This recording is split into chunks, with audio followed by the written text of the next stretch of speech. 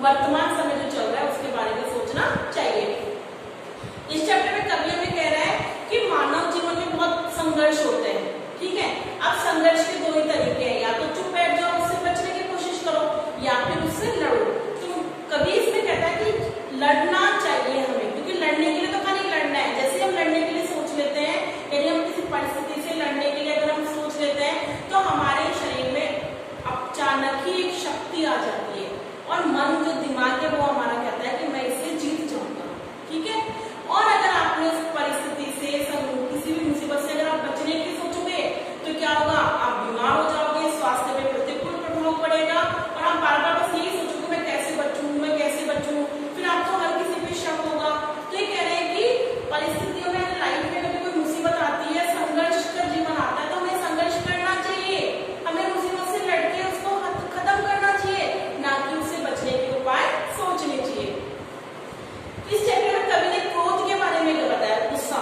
अगर आपको गुस्सा आता है तो आपके अंदर एक शक्ति होगी, आप उस गुस्से से उस परेशानी को खत्म कर देंगे। लेकिन अगर आपको गुस्सा आ रहा है, आप चुप बैठ गए, तो वो मूर्खता कहलाती है। क्या कहलाती है वो? मूर्खता। तो गुस्से का भी सही उपयोग करना चाहिए, ठीक है। इसमें कवि ने प्रार्थना के बारे में बताया, जिसमें निषेध को अनिवार्य, निषेध को होता है ना, जो नेगेटिव चीज है, जो नकारात्मक चीज है, उनसे दूर होना, उनसे दूर होना। तो कवि ने कहा अगर हम नकारात्मक चीजों से दूर हो जाएं तो हमारे जीवन में सुख ही सुख है। इसमें ये भी बताया गया है कि महात्मा गांधी आत्मनिर्भर कैसे बने, तो निषेध को अस्वीकार करके, निषेध को अस्वीकार करके, ठीक है।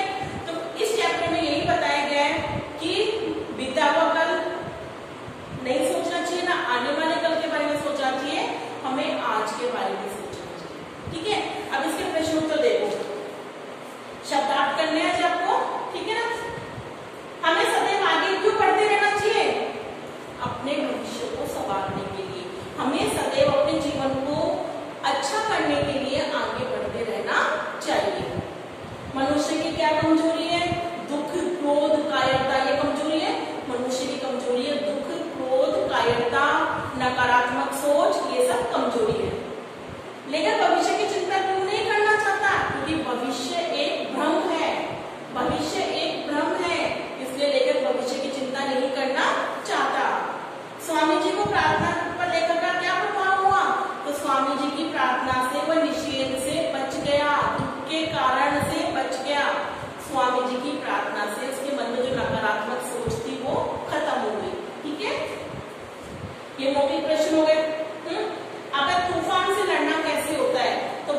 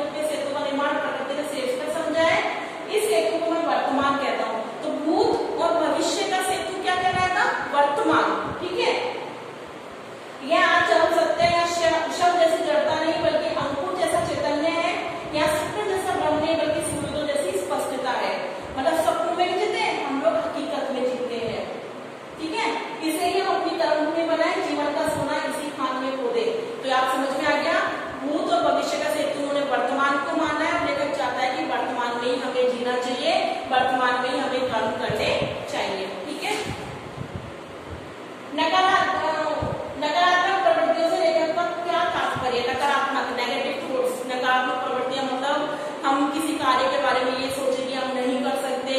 इससे क्या होता है कि हमारे दिमाग में अजीब अजीब सी सोच विचार आते हैं, जिससे हमें हर दूसरे व्यक्ति पे शक होता है, डर लगता है, हमें लगता है कि ये हमारा कुछ बिगाड़ देगा। तो नकारात्मक प्रवृत्ति का मतलब है क्रोध, गुस्सा, दुख और किसी भी चीज के बारे में गलत सोचना या नकारात्मक सोचना, हर विषय को गलत लेना, वही नकारात्मक